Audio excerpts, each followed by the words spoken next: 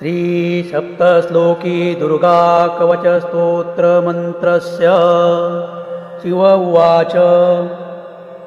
देवी त्वं भक्तसुलभे सर्वकार्यविदायिनी कलौ हि कार्यसिद्ध्यर्थमुपायं ब्रूहि यत्नतः। देव्युवाच शृणुदेव प्रवक्ष्यामि खलु सर्वेष्टसाधनं मया तैवेव स्नेहेनाप्यम्बास्तुति प्रकाश्यते विनियोगाः। ॐ अस्य श्री दुर्गा सप्तश्लोकी स्तोत्रमन्त्रस्य नारायण ऋषिः अनुष्टुप्छन्दः श्रीमहाकाली महालक्ष्मी महासरस्वत्यो देवता श्रीदुर्गा प्रीत्यर्थसप्तश्लोकी दुर्गापाठे विनियोगः।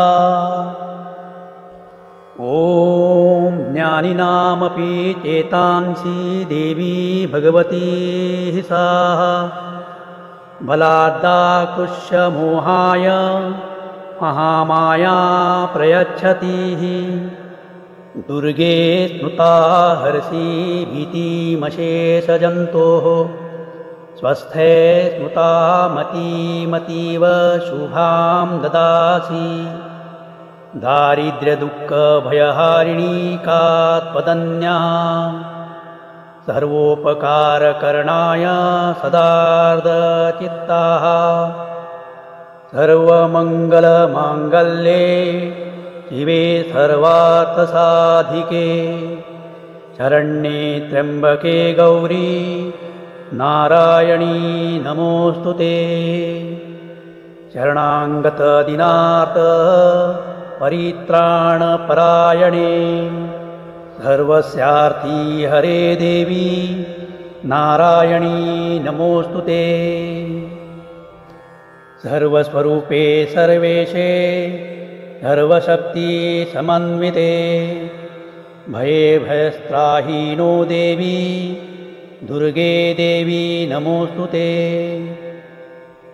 रोगान् शेषान् पहंसि तृष्टारुष्टा तु कामान् सकलान् अभीष्टान् वामाश्रितानां न विपन्नराणां वामाश्रिता हयाश्रयतां प्रयन्ति। सर्वबाधा प्रशमनं त्रैलोक्यस्य अखिलेश्वरी एवमेव त्वया कार्यमस्य द्वैरी विनाशनम्। इति श्री सप्तश्लोकी दुर्गा कवच संपूर्णम्। हमारा ईश्वर अनुभूति चैनल का यह वीडियो आप सबको अच्छा लगा तो ज़रूर सब्सक्राइब, लाइक और शेयर करें और बेल आइकॉन प्रेस करें ताकि हमारे आने वाले सभी नए वीडियो का आप सबसे पहले आनंद ले सकें। धन्यवाद।